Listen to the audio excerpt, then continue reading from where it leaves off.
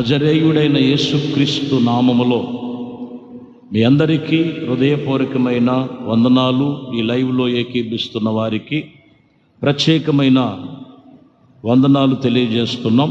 యోహాను రాసినటువంటి యోహాను సువార్త 12వ అధ్యాయము 13వ వచనం. ఖర్జూరపు మట్టలు పట్టుకొని ఆయన ఎదుర్కొనబోయి జయము ప్రభు పేరిట వచ్చువానిచు ఇజ్రాయేలు రాజును స్తుతించబడును గాక అని కేకలో వేసిరి. ఆమేన్. ఇక్కడ వాక్యములో మనం గమనించినట్లయితే అక్కడున్నటువంటి వారందరూ యేసు ప్రభువారు యెరూషలేమునకు వస్తున్నటువంటి సమయములో ఆయనను ఎదుర్కొనుటకు ఖర్జూరపు మట్టలు పట్టుకొని ఆయనను ఎదుర్కొనబోచున్నాము. ఈరోజు వాక్యము ఆయనను ఎదుర్కొనుచున్నాము. ఆయన అన్న మాటను కొంచెం మనము అక్కడ మరొకటి మెన్షన్ చేద్దాం. యేసుని మనము ఎదుర్కొనబోచున్నాము. యేసుని మనము ఎదుర్కొనబోచున్నాము.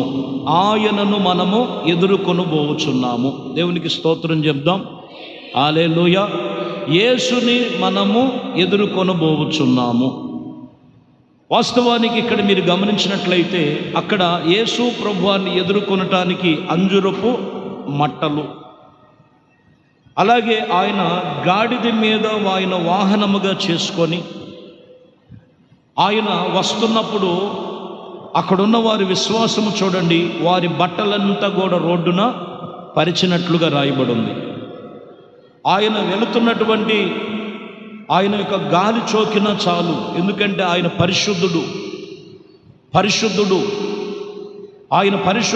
ఆయన దేవుని కుమారుడు, దావీదు కుమారుడని అనేక రకంగా వాళ్ళు భావించి వాక్యము చెబుతున్నటువంటి విషయంలో ఈరోజు ఆయనను మనం ఎదుర్కొనవలెను. యేసు ప్రభువాన్ని మనం ఎదుర్కోవాలి. అందుకని వాక్యం ఇక్కడ తెలియచేస్తున్నటువంటి మాట మీరు గమనించినట్లయితే అంజూరపు మట్టలు పట్టుకొని వారు ఎదుర్కొనపోయెను. ఇప్పుడు మనకి ఇక్కడ అంజూరపు మట్టలు దొరకవు కాబట్టి ఈత చెట్లు పట్టుకొని తిరుగుతుంటారు. హల్లెలూయా. అంజూరపు చెట్లు, ఖర్జూరపు చెట్లు, ఈత చెట్లు ఇవన్నీ ఒకే కోవకు చెందినవి. అందుకని ఇజ్రాయిల్ దేశంలో అయితే అంజూరపు చెట్లు ఉంటాయి, కానీ ఇక్కడ మనకి దొరకవు. కాబట్టి ఈత చెట్లు పట్టుకొని ఈరోజు స్పెషల్ మరి అనేక మందికి యేసు ప్రభువారు పేరిట జయము జయము జయమని జయధ్వజమును ఎత్తి దేవుని నామాన్ని జయిస్తూ విజయోత్సవాలతో నడిపించుచున్నటువంటి దినము. ఈరోజు మనము గమనించాలి, ఆచారముగా కాదు యేసుని మనము ఎదుర్కొనే అనుభవాలు రావాలి. మత్తయి సువార్తలో 21వ అధ్యాయం 12 మనం చదువుతున్నాం. 21వ అధ్యాయము 12వ వచనం. యేసు దేవాలయములోనికి ప్రవేశించి క్రయ విక్రయములను చేయువారందరినీ వెళ్ళగొట్టి రోకలు మార్చువారిని బల్లలను గొవ్వలో వాటి యొక్క పీఠములన్నీ పడదోసెను. దేవునికి స్తోత్రం. హల్లెలూయా. చూడండి, ప్రభువుని ఎదుర్కొనటానికి మొదటిగా ప్రభు చేసినటువంటి పని ఏంటంటే దేవుని మందిరం అంతా కూడా ఆయన బాగు చేసినట్లుగా రాయబడి ఉంది. దేవుడు మందిరాన్ని ఇప్పుడు ఏం చేశారు వీళ్ళు? ఒక వ్యాపార స్థలముగా చేసుకున్నారు. వ్యాపార స్థలముగా చేసుకొని అక్కడ మనము గమనించినట్లయితే 14వ వచనం కూడా చూద్దాం. గుడ్డివారును కుంటివారును దేవాలయములో ఆయన యొద్దకు రాగా ఆయన వారిని స్వస్థపరిచెను. దేవునికి స్తోత్రం చెప్దాం గట్టిగా. హల్లెలూయా. ఇక్కడ ప్రభు ఎదుర్కొనేటువంటి పరిస్థితి ఎప్పుడంట? ఆయన్ని ఎదుర్కొనటానికి ఎవరు బయలుదేరారు ఇప్పుడు మందిరములో? గుడ్డివారు కుంటివారు. దేవునికి స్తోత్రం, హల్లెలూయా. ఈరోజు మనము దేవుని సన్నిధిలో ఎదుర్కొనేటువంటి పరిస్థితి, ఎందుకంటే ఆయన ఎదుర్కొంటే వాళ్ళకు స్వస్థత కలుగుద్ది. హల్లెలూయా. కుంటివారు, గుడ్డివారు యేసు ప్రభు వారిని ఎదుర్కొని ఆయన సన్నిధికి వచ్చి ఉండగా ఆయన వారిని స్వస్థపరిచను. యేసుని మనం ఎదుర్కోగలిగితే, వాక్యము చెబుతున్న మాట, శరీర రోగమైన, అది ఆత్మీయ వ్యాధి అయిన, యేసు గాయములను స్వస్థపరిచను. దేవునికి స్తోత్రం, హల్లెలూయా, హల్లెలూయా. వాక్యము చెబుతున్న మాట అదే. యేసుని ఎదుర్కొనటానికి మొదట సూచన ఏంటంటే స్వస్థత చేసేవాడు ఆయన. చాలామంది ఎదుర్కొంటుంటారు, కానీ చాలా జాగ్రత్తగా మీరు గమనించాలి.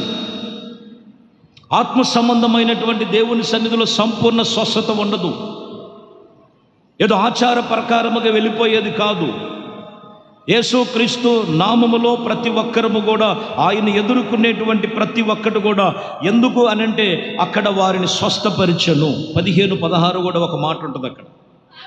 కాగా ప్రధాన యాజకులు, శాస్త్రులు ఆయన చేసిన వింతలను, దావీదు కుమారునికి జయము అని దేవాలయములో కేకలు వేయుచు చిన్న పిల్లలను చూసి కోపముతో మండిపడి, మీరు చెప్పుచున్నది వినుచున్నావా అని ఆయనను అడిగిరి.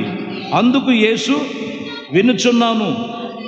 బాలుడి యొక్కయు చంటి పిల్లల యొక్కయు నోట ఇదిగో స్తోత్రములు నేను సిద్ధింపచేశాను. హల్లెలూయా.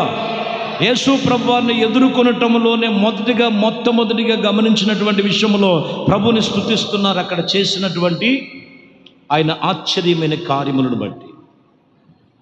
ఈరోజు ఆయన మనం ఎదుర్కొనాలి. అక్కడ మనం చూసినట్లయితే అంజూరపు మట్టలు పట్టుకొని యేసుని ఎదుర్కొనెను.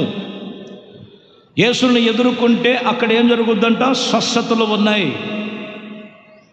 యేసుని ఎదుర్కొంటే అక్కడ స్తోత్ర గీతాలు ఉన్నాయి, స్తుతి గానాలు ఉన్నాయి, జయధ్వజము ఎత్తుతాడు అక్కడ. హల్లెలూయా. జయ గీతములు అక్కడ ప్రారంభమైనట్లుగా వాక్యం అక్కడ తెలియజేస్తున్నటువంటి మాటలు.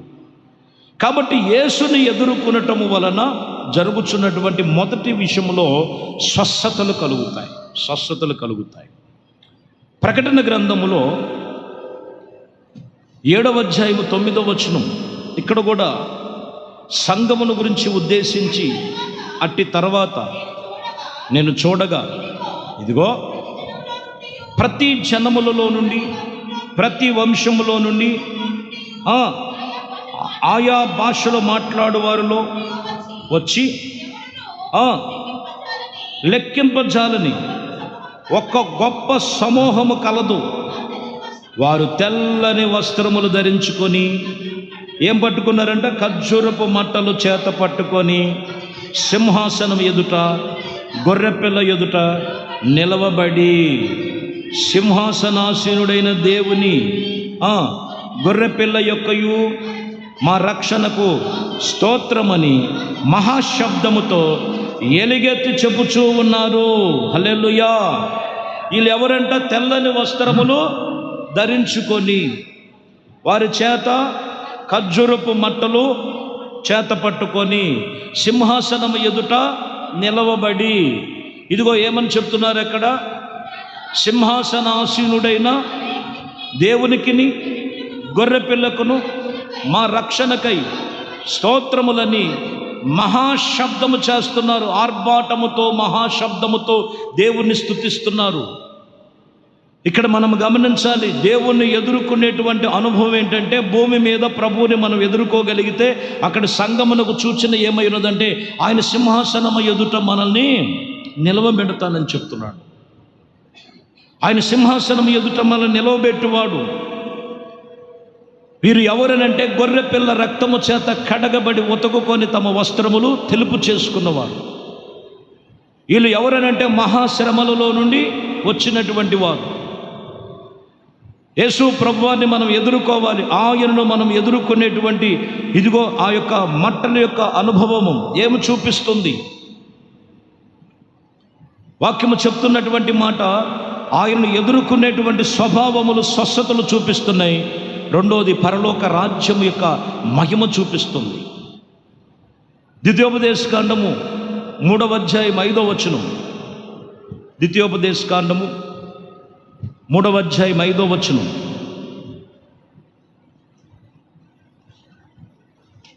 ఆ 3:5 ద్వితీయోపదేశకాండం. గొప్ప ప్రాకారములు, దుర్గములు, ప్రాకారము లేని పురములు అనేకులు. మంచి పని చేశావు, దేవునికి స్తోత్రం. హల్లెలూయా, హల్లెలూయా. శబ్దమందరం హల్లెలూయా. ద్వితీయోపదేశకాండములో 3వ అధ్యాయములో 5వ వచనములో ఇక్కడ చెబుతున్నటువంటి మూల మాట ఏమై ఉన్నదంటే, వారు పురములోను, గొప్ప ప్రాకారములలో, గవనిలోను, గడియలుగాను, దుర్గములుగాను, అవేగాక ప్రాకారము లేని పురములు అనేకములను పట్టుకొంటిని. ప్రభు చెబుతున్నటువంటి మాటలో ఇక్కడ చెబుతున్న మాట ఏంటంటే, కొన్ని ప్రాకారాలు లేవు ఉన్నాయి, కొన్ని పురములు లేనివి ఉన్నవి. అంటే ఈ మాటకు అర్థం ఏంటంటే, వాక్యం చెప్తున్న మాట చెదిరిపోయినటువంటి ప్రజలు, ప్రాకారం లేని జీవితాలు. ఒక స్థలానికి ప్రాకారం లేకపోతే ఏమవుద్దంట? ఏ అయినా వస్తాయి. దేవునికి స్తోత్రం, హల్లెలూయా. అంటే ఇక్కడ మనం చూసినటువంటి విషయంలో ఒక మనిషిని దేవుడు చెప్తున్నటువంటి మాట ఉద్దేశించి, వారికి ప్రాకారాలు కావాలి, వారికి పురములు కావాలి, వారి యొక్క దేవుని యొక్క కాపుదలలో ఉండాలి.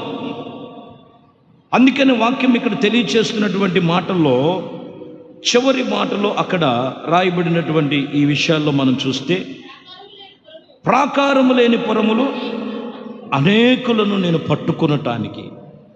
ఎందుకు వచ్చాడు ఆయన?